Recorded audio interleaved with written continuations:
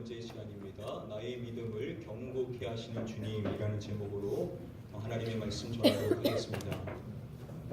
대형 연예 기획사 가운데 FNC라는 그러한 기획사가 있다고 합니다. 많은 유명 연예인들이 소속되어 있는 그러한 기획사인데요. 사람들이 이 기획사의 이름인 FNC를 오해하는 경향이 있다고 합니다. 이 소속사의 대표 가수라고 하는데요. FT 아일랜드하고 CM 블루의 약자로 생각하시는 분들이 있다는 것입니다. 그런데 그 소속사 대표가 직접 밝혀주기를 이 FNC는 피쉬 앤 케이크로서 성경에 기록되어 있는 오병이어의 기적의 사건을 의미하는 것이라고 밝혀줍니다. 여러분, 이 오병이어의 기적의 사건은요, 믿는 우리뿐만 아니라 안 믿는 사람들에게도 너무나도 잘 알려진 예수님의 대표적인 기적의 사건이죠. 여러분, 성경 가운데 복음서가 총 몇 권이 있습니까? 마태, 마가, 누가, 요한 총 4권이 있죠. 이 4복음서 가운데요, 예수님의 기적 중에 이 4복음서에 빠짐없이 다 기록된 유일한 기적의 사건은 이 오병이어의 사건뿐입니다. 그만큼 4복음서의 말씀이 공통되게 이 오병이어의 기적의 사건을 강조해 주는 것인데요. 그 가운데 오늘 우리가 본문 말씀으로 함께 살펴볼 요한복음의 말씀에 보시면은 공간복음에서는 밝혀주고 있지 않은 그러한 내용들을 우리에게 알려주고 있습니다. 그 대표적인 예 가운데 하나는 공간복음의 말씀은요, 물고기 2개와 그 떡 5개의 출처가 어디인지, 그게 원래 누구의 거인지를 밝혀주지를 않습니다. 그런데 요한복음의 말씀은 그것을 알려준다는 거죠. 우리가 잘 아는 대로 그것의 주인은 원래 한 아이의 것이었었죠. 우리가 알고 있는 이 내용은 요한복음의 말씀을 통해서 알게 되었던 것입니다. 공간복음의 말씀은 밝혀주고 있지 않은 요한복음의 말씀만이 이야기해주는 이 한 아이의 존재가 우리의 호기심을 자극하는 것은 사실일 것입니다.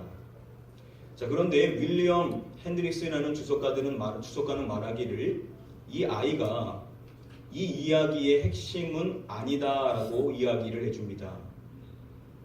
물론 예수님께서 그 아이가 갖고 있었던 오병이어를 사용하신 것이기 때문에 없어서는 안 되는 역할을 한 것이라고 말할 수는 있지만, 그렇다고 해서 그 아이가 이 말씀에서 핵심으로 조명받아서는 안 된다는 것입니다. 자, 그렇다면 당연히 이 말씀 안에서 조명받으셔야 되는 분은 누구시겠습니까? 이 기적을 일으키신 예수님이시겠죠. 우리는 예수님을 중심으로 이 말씀을 살펴봐야만 한다는 것입니다. 요한복음의 말씀은요, 공간복음의 말씀은 기록하고 있지 않은 예수님의 다른 말씀, 해주셨던 그 말씀을 또한 기록해주고 있습니다. 그 가운데 다음과 같은 말씀이 있는데요. 우리 같이 한번 함께 한 목소리로 말씀을 읽어보겠습니다. 예수께서 눈을 들어 큰 무리가 자기에게로 오는 것을 보시고 빌립에게 이르시되 우리가 어디서 떡을 사서 이 사람들을 먹이겠느냐 하시니, 예수님께서 눈을 들어 큰 무리가 자기에게 오는 것을 보셨던 것입니다. 그리고 설명해 주기를 빌립에게 이르시되 우리가 어디서 떡을 사서 이 사람들을 먹이겠느냐 하시니, 예수님께서 질문을 하시는 것입니다. 우리가 어디서 떡을 사서 이 사람들을 먹이겠느냐. 요한복음의 말씀에서 예수님께서 질문하시는 것은 흔히 찾아볼 수 있는 사항이 아닙니다. 자, 그런데 이 말씀에서는 누구에게 이르시되라고 이야기해 줍니까? 빌립에게 이르시되라고 말씀해 주시죠.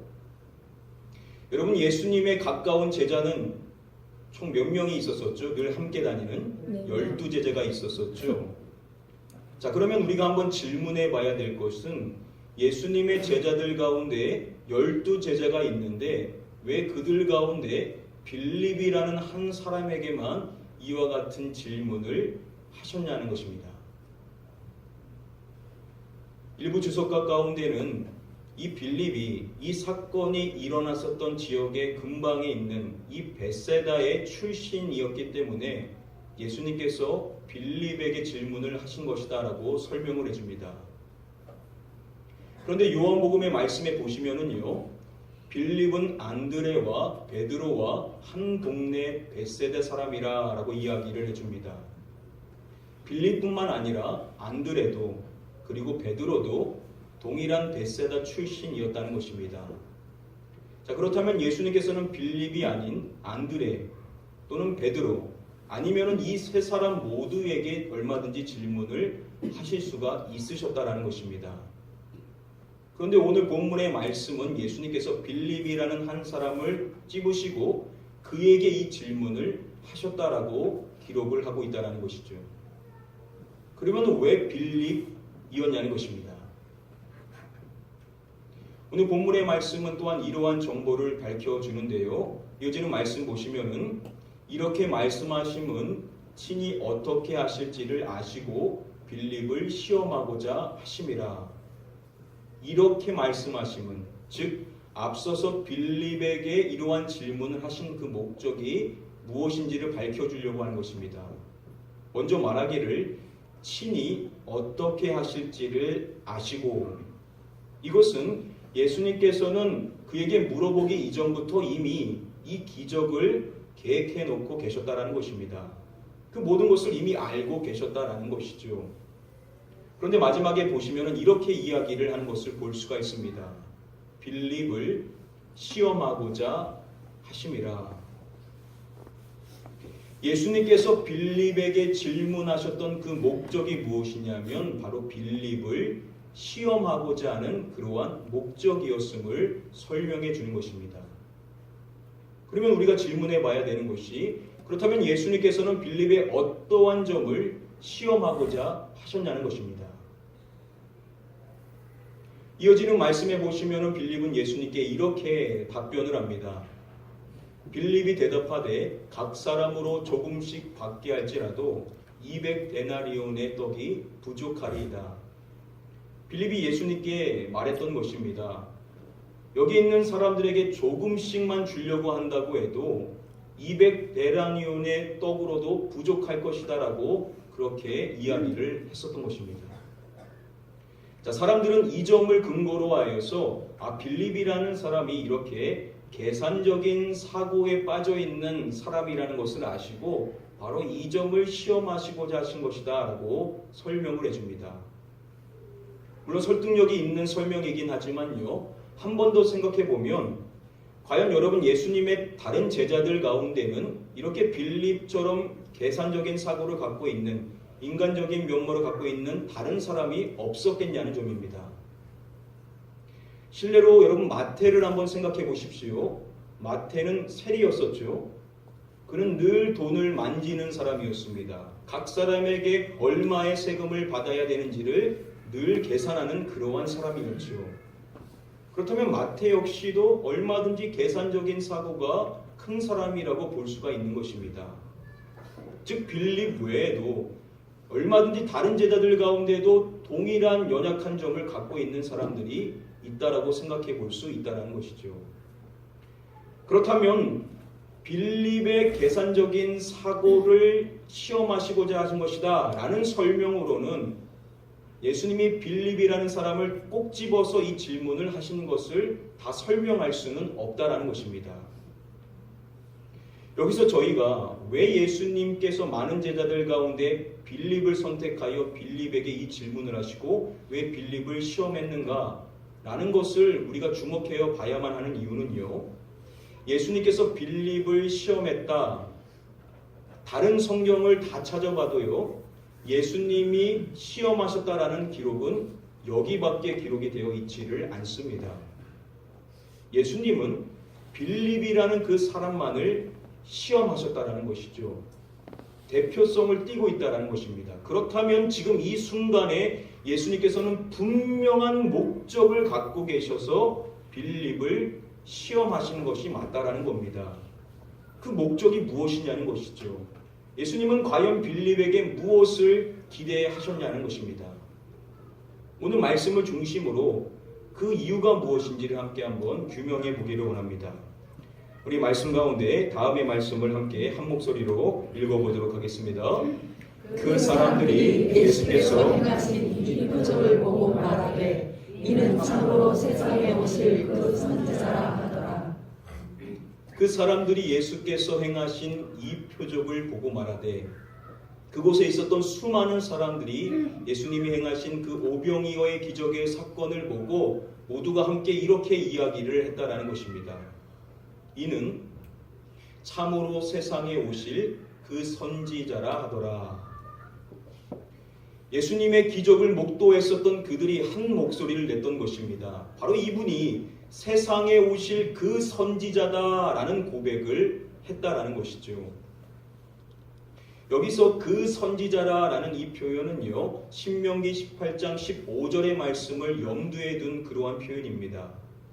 그 말씀을 보시면은 내 하나님 여호와께서 너희 가운데 내 형제 중에서 너를 위하여 너와 같은 선지자 하나를 일으키시리니 너희는 그의 말을 들을지니라. 여호와께서 나와 같은 선지자 하나를 일으키시리니 라고 이야기하죠. 나와 같은 선지자 하나. 신명기의 말씀은 모세가 한 거기 때문에 여기서 나는 당연히 누구겠습니까? 모세죠. 모세는 하나님의 말씀을 받음으로써 자신과 같은 선지자가 이스라엘 가운데 나오게 될 것임을 예언해주고 있는 것입니다. 그래서 유대인들은요, 늘 고대하는 사항이 있었습니다. 언제쯤 과연 모세와 같은 선지자가 오게 될까? 늘 그 선지자를 고대했다라는 것이죠. 그런데 오늘 본문의 말씀에서 예수님의 기적을 목도했었던 그들이 이야기하는 것입니다. 이는 참으로 세상에 오실 그 선지자라. 그들 모두가 예수님을 누구로 인식하게 된 것이냐면 신명기 18장 15절의 말씀이 이야기하고 있었던 바로 모세와 같은 선지자다라고 예수님을 고백했다라는 것입니다. 그렇다면 여러분, 왜 그들이 오병이어의 기적의 사건을 목도하고 왜 예수님을 모세가 예언한 그 선지자로 인식하게 되었냐는 것입니다. D.A. 칼슨 교수는 이렇게 이야기를 해줍니다. 예수님께서 많은 사람들에게 떡을 공급해 주시는 것을 보고서 사람들은 광야 시대에 하나님께서 만나를 공급해 주실 때 모세가 했던 역할을 떠올렸을 것이다 라고 설명을 해줍니다. 그들이 오병이어의 이 기적의 사건, 예수님께서 수많은 사람들에게 떡을 제공해주는 이 기적을 목도하고 무엇을 연상했냐면 바로 이스라엘의 백성들이 광야 시대 때 만나의 기적을 체험했었던 그 사건을 연상하게 되었다는 것입니다. 그리고 이와 같은 오병이어의 기적의 사건을 일으키신 그 예수님을 자연스럽게 모세와 같은 선지자, 모세가 예언했던 그 선지자로 그들이 바라볼 수 있게 되었다는 것이죠. 그래서 오늘 본문 말씀 이후에 나오는 6장의 말씀에 보시면은 사람들이 예수님께 이러한 이야기를 먼저 꺼내는 것을 볼 수가 있습니다. 기록된 바 하늘에서 그들에게 떡을 주어 먹게 하였다함과 같이 우리 조상들은 광야에서 만나를 먹었나이다. 예수님께서 묻지도 않았는데 그들이 먼저 이러한 이야기를 꺼내는 것입니다. 우리 조상들은 광야에서 만나를 먹었나이다. 그들은 예수님의 오병이어의 기적의 사건을 보면서 만나의 기적의 사건을 자연스럽게 연상하게 되었던 것입니다. 정리해보면 이런 것입니다. 지금 이 본문의 사건인 오병이어의 기적의 사건은 다른 의미가 있기보다는 1차적인 의미는 바로 이 사건은 이스라엘 백성들에게 만나의 기적의 사건을 연상시켰다는 것입니다. 그리고 자연스럽게 그 오병이어의 기적을 일으키신 예수님을 그들은 누구로 인식하게 된 것이냐면 바로 모세와 같은 선지자, 모세가 예언했었던 그 선지자로 그들이 자연스럽게 인식하게 되었다는 것입니다. 오늘의 본문의 말씀은 다른 해석의 틀로 보기보다는 바로 이 해석의 틀로 봐야만 한다는 것입니다. 이와 같은 점은요, 오늘 본문의 말씀에 언급되고 있는 사항을 통해서도 입증되는 것인데요. 공관복음의 말씀은 이 오병이어의 기적의 사건이 언제 일어났는지 그 시기에 대한 정보를 밝혀주지를 않습니다. 그런데 요한복음의 말씀을 보시면은 이와 같은 정보를 밝혀주는 것입니다. 마침 유대인의 명절인 유월절이 가까운지라. 지금 오병이어의 기적의 사건을 시작하는 그 시작점에서 그 시기를 언제라고 밝혀주냐면 바로 유월절이 가까운 시기임을 이야기해 준 것입니다. 콜린 크루즈 교수는요, 설명해 주기를 유월절은 유대인들이 모세와 같은 선지자가 올 것을 기대하는 시기였다라고 설명해 줍니다. 그 어떠한 시기보다 이 유월절의 시기는요, 그들이 고대하는 모세가 기록한 모세와 같은 선지자가 올 것을 강하게 기대했었던 그러한 시기였다라는 것입니다. 그리고 오늘 본문의 말씀인 오병이어의 기적의 사건이 등장을 하게 된다는 것입니다. 결국 오늘 본문의 말씀 오병이어의 이 표적, 이 기적의 사건은 어떻게 우리가 이해해야 되냐면 예수님을 설명해 주는데 그 예수님이 누구냐? 바로 모세가 예언했었던, 모세가 기록했었던 바로 모세와 같은 그 선지자가 맞다라는 것을 명시해 주는 그러한 기적의 사건이라는 것이죠. 다른 해석의 틀로 이 말씀을 볼 것이 아니라 이와 같은 해석의 틀로 이 말씀을 조명해야 된다는 것입니다. 그렇다면 예수님께서 빌립을 시험했다 했었을 때 이 시험 역시도 어떠한 틀로 바라봐야 되냐면 바로 예수님이 모세가 예언한 그 선지자, 모세와 같은 선지자가 맞다라는 이 점에서 이와 같은 빌립을 향한 시험을 해석해야 된다는 것이죠. 어떠한 의미겠습니까? 예수님께서 뭘 시험한 것이냐면 과연 빌립이 자신이 모세가 예언한 그 선지자로 확실히 믿고 있는가, 바로 그 점을 점검하시기를 원하셨다라는 것입니다. 자, 이렇게 말씀드리면 여러분들은 여전히 질문할 수 있는 게 그렇다면 많은 제자들 가운데 왜 이와 같은 사항을 굳이 빌립이라는 한 사람을 통하여 점검하셨냐는 것입니다.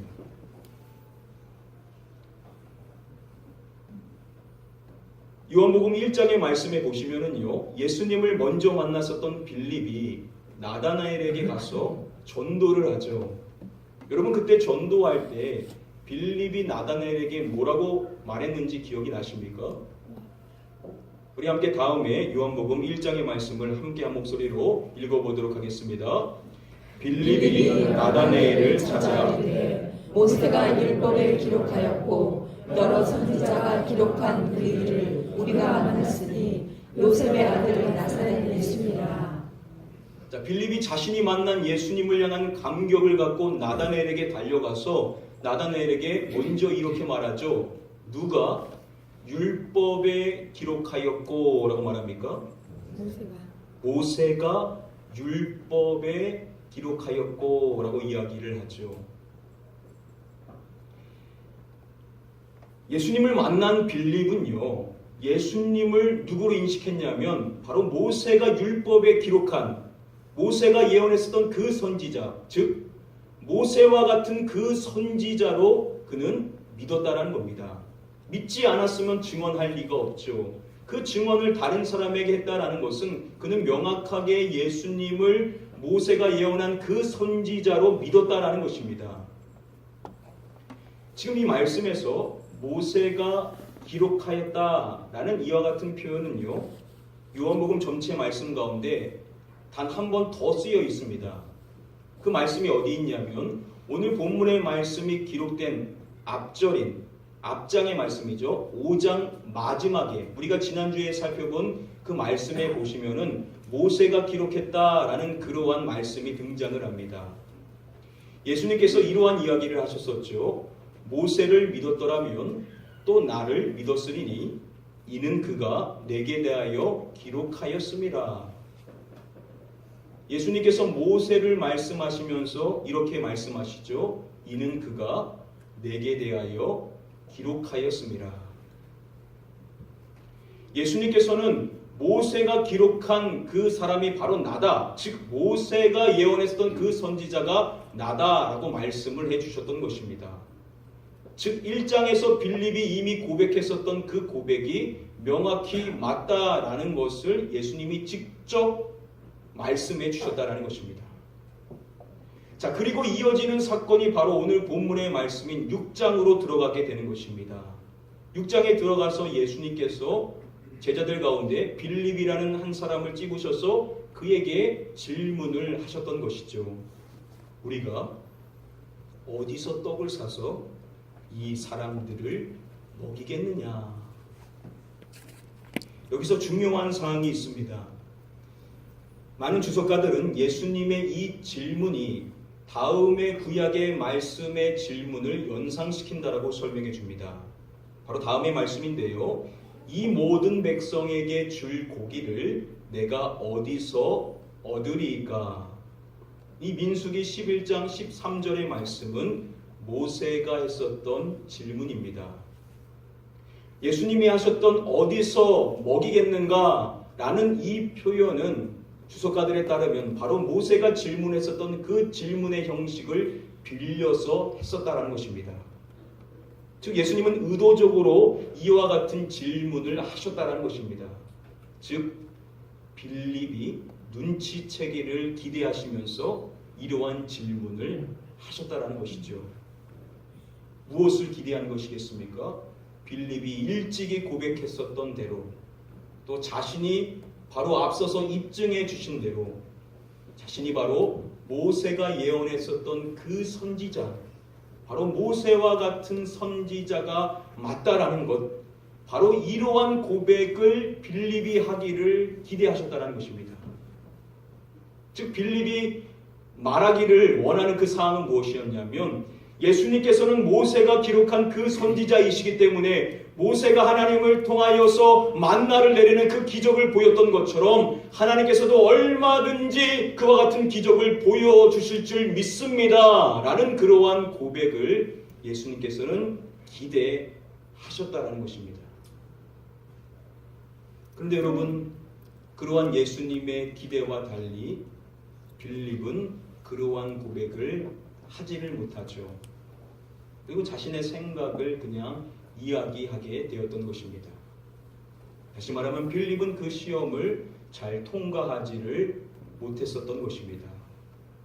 분명 주님은 안타까운 마음이 드셨을 것입니다. 그런데 이어지는 말씀을 보시면 예수님은 그러한 빌립을 책망하는, 빌립에게 어떠한 말씀을 하시는 것을 볼 수가 없습니다. 그리고 빌립에게 질문하시기 이전에 이미 계획해 놓으셨었던 그 계획대로 그 기적을 행해 보여주셨던 것입니다. 여러분 한번 생각해 보십시오. 예수님의 이 오병이어의 놀라운 기적을 목도했었던 수많은 사람들, 그 제자들 가운데 이 기적을 통하여서 가장 절실한 깨달음을 얻게 되었던 제자는 과연 누구겠습니까? 예수님께 최초의 이 질문을 받았었던 빌립이었겠죠. 빌립은 이 기적의 사건을 목도하면서 그 어떠한 제자들보다 뼈저린 체험을 하게 되었을 것입니다.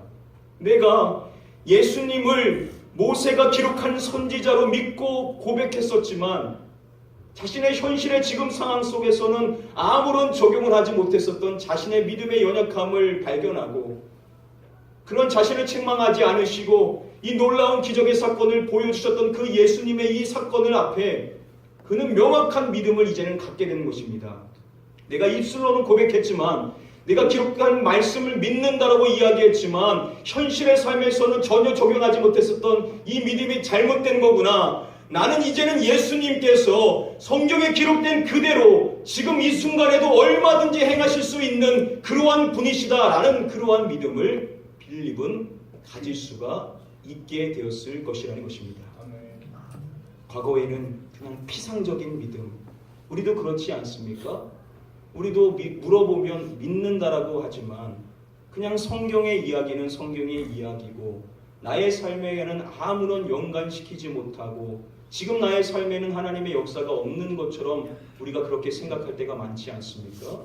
그런데 주님께서는 그러한 저와 여러분들에게 동일한 그 빌립과 같은 연약한 그 모습을 이제는 새로운 믿음으로 경고해 주시고자 그를 책망하지 않으시고 놀라운 기적을 직접 보여주심으로써 그의 믿음이 관념이 아니라 실제가 될 수 있도록 은혜를 베풀어 주셨다는 것입니다. 그래서 LAB 주석은 설명하기를 왜 예수님께서 빌립을 찝으셔서 그에게 질문하고 그를 시험했는지 그 이유를 이렇게 설명해 줍니다. 빌립의 믿음이 견고해질 수 있도록 하시려는 목적이었다라고 설명을 해줍니다.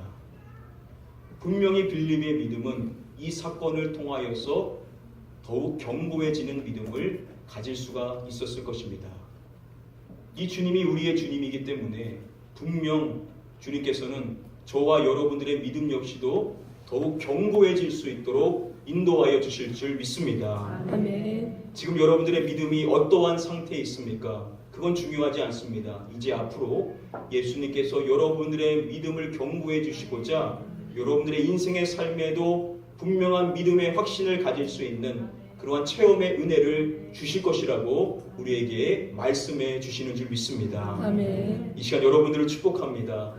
주님의 그와 같은 은혜를 통하여서 여러분들의 그 믿음이 더욱더 견고해짐으로 말미암아 믿음의 확신을 갖고 시험을 능히 통과하실 수 있는 그러한 믿음의 승리자가 다 되실 수 있게 되시기를 주님의 이름으로 간절히 축복하며 축원드립니다. 아멘. 말씀을 한 가지만 말씀드리고 맺도록 하겠습니다. 예수님께서 빌립을 시험하셨다. 여기서 이 시험하다라는 헬라어 원어는요, 페이라조라는 단어가 쓰였습니다. 대부분의 신학 성경에서 이 단어는 부정적인 개념으로 쓰이게 됩니다. 사람이 미혹되어 시험에 빠지는 것 또는 마귀가 시험할 때 쓰이는 단어가 이 페이라조라는 단어입니다. 그런데 유일하게 두 경우가 예외입니다. 그 하나가 무엇이냐면 오늘 본문 말씀 가운데 예수님께서 빌립을 시험하셨음을 쓰일 때 이 페이라조라는 단어가 쓰였고요. 또한 하나님께서 시험하셨다 할 때 이 페이라조라는 단어가 신약 성경에 또 한 번 쓰였습니다. 바로 다음에 히브리서의 말씀인데요. 우리 같이 한번 다음의 말씀을 한 목소리로 읽어보도록 하겠습니다. 아브라함은 시험을 받을 때에 믿음으로 이삭을 드렸으니 그는 약속들을 받은 자로되 그 외아들을 드렸느니라. 아브라함은 시험을 받을 때라고 말하죠. 여기서 시험이라는 단어가 앞서서 우리가 살펴본 페이라조라는 단어하고 동일한 단어입니다. 하나님이 아브라함을 시험하셨다라는 것이죠. 성경은 말하기를 아브라함은 시험을 받을 때에 믿음으로 이삭을 드렸으니 라고 이야기를 해줍니다. 아브라함은 믿음으로 그 시험을 잘 통과했었다라는 것입니다. 물론 저와 여러분들이 빌립과 같이 연약한 믿음으로 인하여 그 시험을 잘 통과하지 못한 그 이후에 믿음이 견고해질 수도 있지만 여러분 기왕이면 아브라함과 같이 그 시험을 잘 통과하여 믿음이 확증되면 더 좋지 않겠습니까? 아멘. 그렇다면 어떻게 해서 아브라함은 이 어려운 시험을 잘 통과할 수 있었는가? 그 비결을 19절의 말씀에서 이렇게 밝혀줍니다. 그가 하나님이 능히 이삭을 죽은 자 가운데서 다시 살리실 줄로 생각한지라. 그가 생각했다라는 겁니다. 생각했다, 로기조마이라는 단어는 깊이 숙고했다라는 의미입니다. 그가 어떠한 생각을 가졌냐면 하나님이 능히 이삭을 죽은 자 가운데서 다시 살리실 줄로 생각한지라 라고 이야기를 해줍니다. 여러분 이 어려운 시험을 어떻게 이 아브라함이 극복했냐면 하나님은 어떠한 하나님이냐? 죽은 자를 다시 살리시는 하나님이라는 것입니다. 자신의 독자를 바치라고 말씀 그 말씀 도저히 이해될 수 없는 그러한 시험이지만 그가 내린 결론은 그래 하나님은 어떠한 하나님이냐 죽은 자를 살리시는 하나님이시지 하나님이 이삭을 취하신다면 이삭을 다시 살리실 수 있지 않겠는가 라는 그러한 생각을 함으로써 이 시험을 통과할 수가 있었다는 것입니다. 결국 무엇입니까? 하나님은요 무에서 유를 창조하시는 아멘. 죽은 자를 일으키시고 아멘.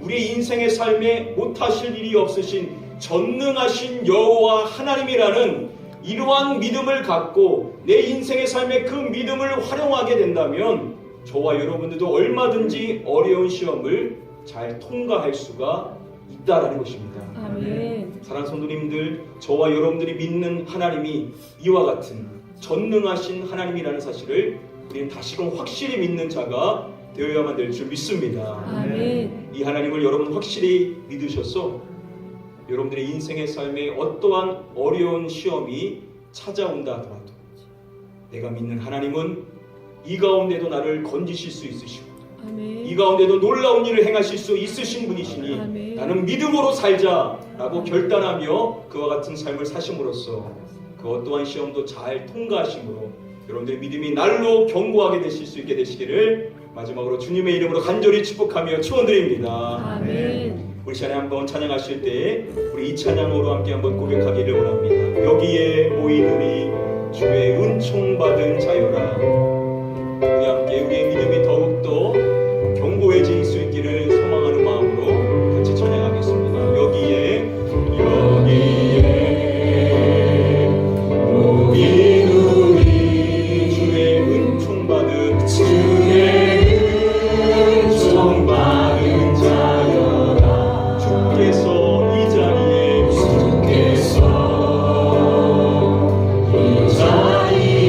함께 계시고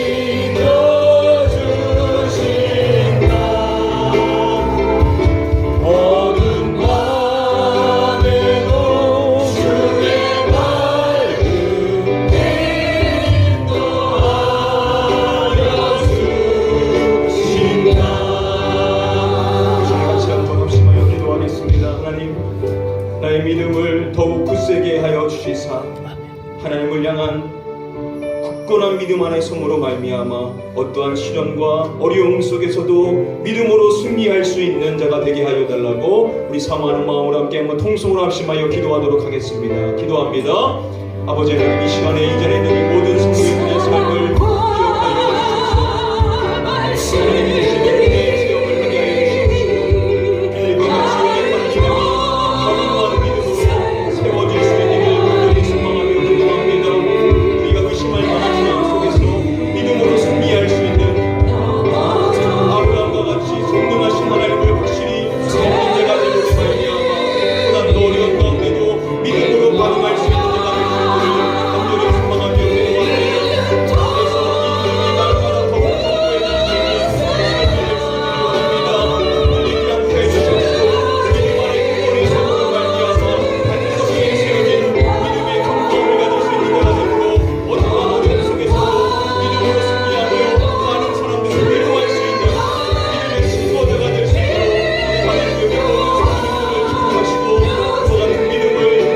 기억하여 주시옵소서.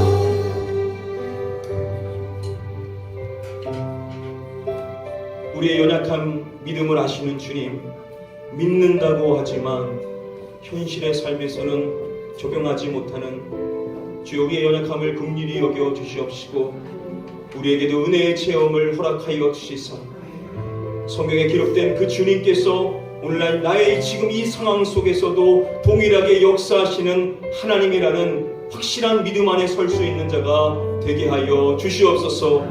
그래서 이후로는 어떠한 시련과 어려움과 시험 속에서도 넘어지지 않게 하여 주시옵시고 믿음 안에 굳건히 서는 자가 됨으로 말미암아 많은 사람들에게 믿음의 능력을 증거할 수 있는 자가 되게 하여 주시옵소서.